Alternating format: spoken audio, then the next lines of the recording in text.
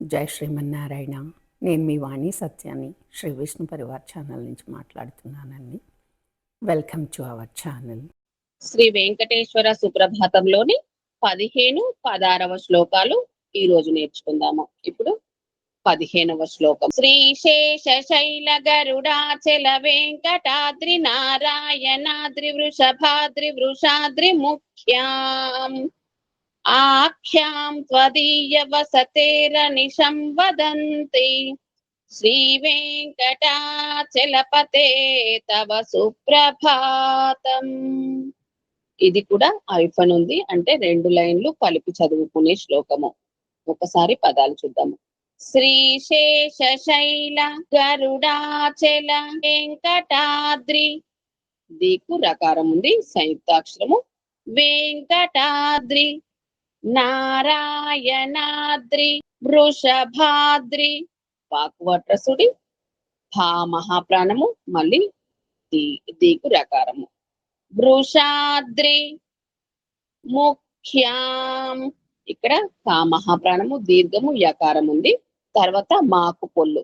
ముఖ్యాం, ప్రతి ఒక్క లెటరు వినిపించేలాగా పలకాలి.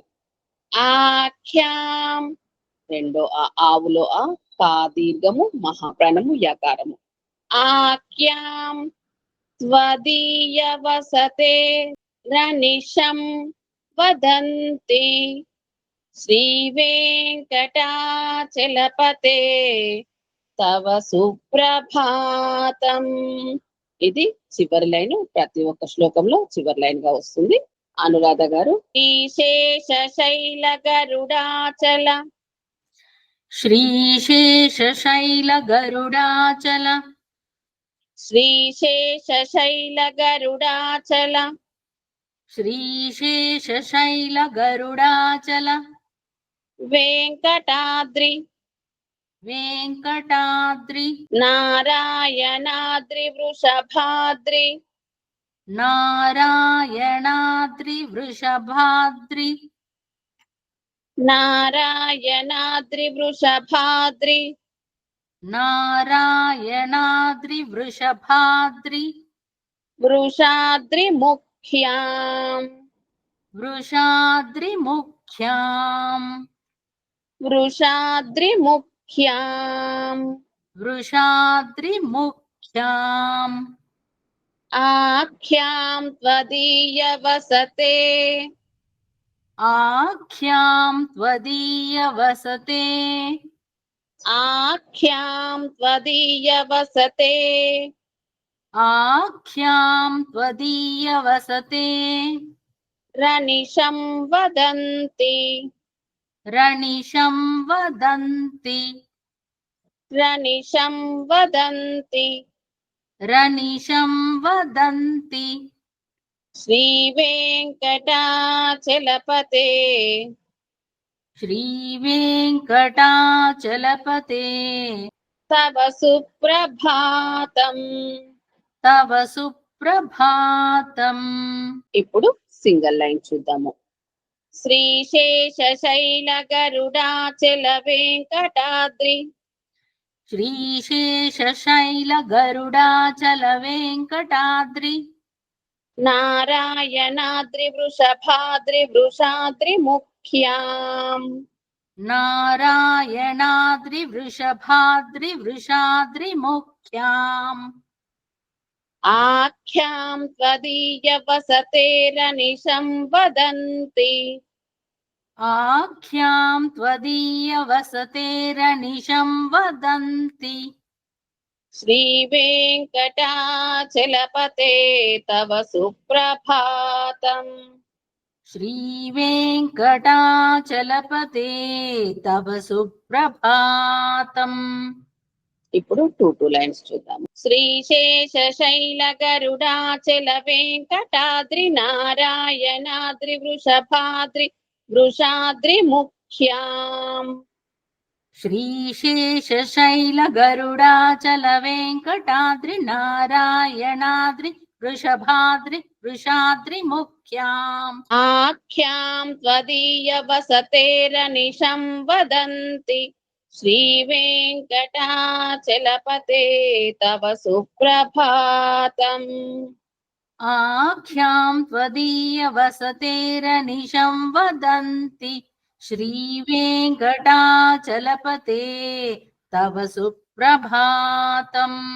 ఇప్పుడు ఫుల్ శ్లోకము మీరు నేను కలిపి చదువుదాము.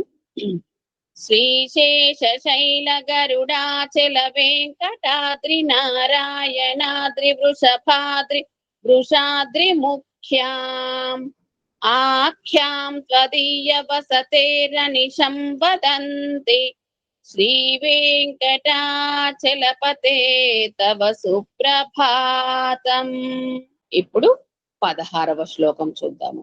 సేవా పరా శివ సురేశ కృషానుధర్మ రక్షోంబునాథ పవమాన ధనాధినాథ బద్ధాంజలి ప్రవిలసన్నిజ శీర్ష దేశ శ్రీవేంకటాచలపతే తవ సుప్రభాతం.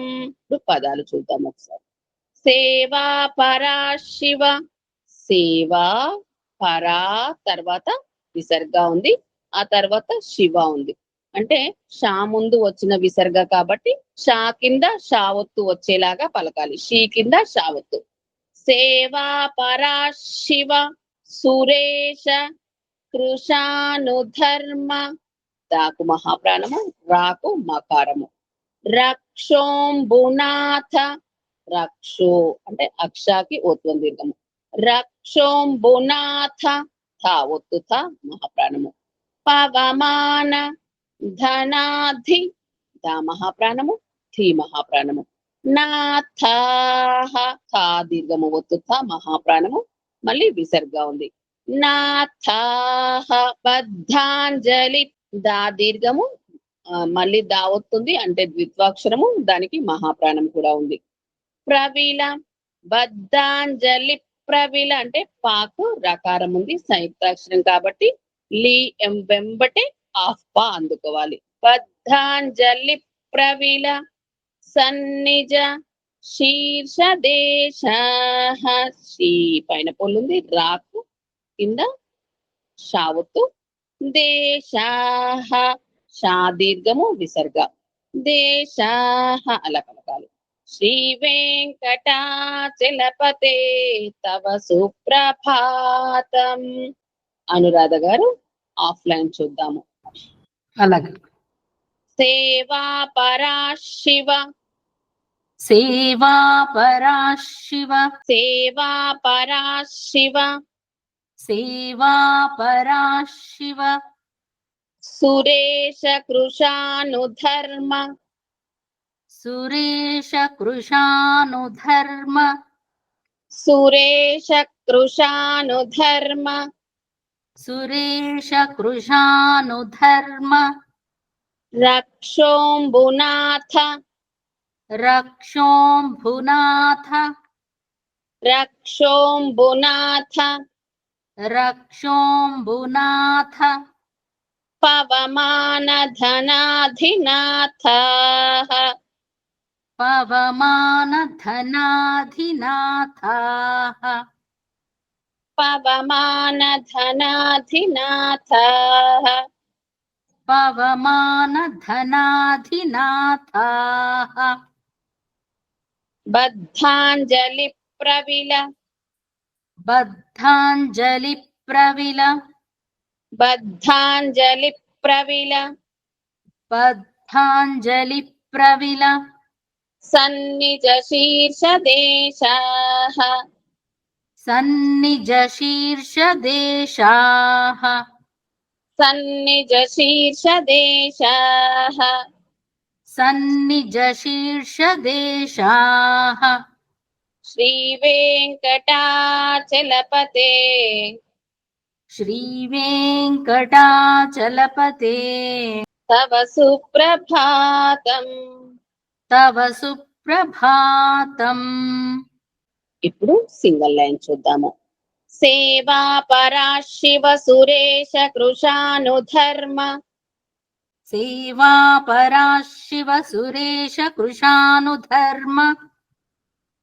रक्षोऽम्बुनाथ पवमानधनाधिनाथः रक्षोऽम्बुनाथ पवमानधनाधिनाथाः बद्धाञ्जलिप्रविलसन्निजशीर्षदेशाः बद्धाञ्जलिप्रविलसन्निजशीर्षदेशाः श्रीवेङ्कटाचलपते तव सुप्रभातम् श्रीवेङ्कटाचलपते तव सुप्रभातम् ఇప్పుడు 2 లైన్స్ చూద్దాము.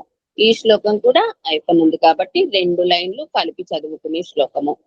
సేవా పరా శివ సురేశ కృషాను ధర్మ రక్షోంబునాథ పవమాన ధనాధినాథ सेवा परा शिव सुरेश कृशानुधर्म रक्षोऽम्बुनाथ पवमान धनाधिनाथाः బద్ధాంజలి ప్రవిలసన్నిజ శీర్షదేశాః శ్రీవేంకటాచలపతే తవ సుప్రభాతం. बद्धाञ्जलिप्रविलसन्निजशीर्षदेशाः श्रीवेङ्कटाचलपते तव सुप्रभातम् ఇప్పుడు మీరు నేను కలిపి మొత్తం శ్లోకం చదువుదాము. సేవా పరా శివ సురేశ కృషాను ధర్మ రక్షోంబునాథ పవమాన ధనాధినాథ బద్ధాంజలి ప్రవిలసన్నిజ శీర్షదేశాః శ్రీవేంకటాచలపతే తవ సుప్రభాతం. జై శ్రీమన్నారాయణ. जय श्रीमन्नारायण गुरुगाరు. ఈ వీడియో కనుక మీకు నచ్చినట్లయితే కనుక లైక్ చేయండి, షేర్ చేయండి, అలాగే సబ్స్క్రైబ్ చేసుకోండి. మీ లైక్స్ మాకు చాలా ఇంపార్టెంట్ అండి. మీరు అందరూ కూడా లైక్ చేస్తున్నారు. ధన్యవాదాలు. ఉంటాను.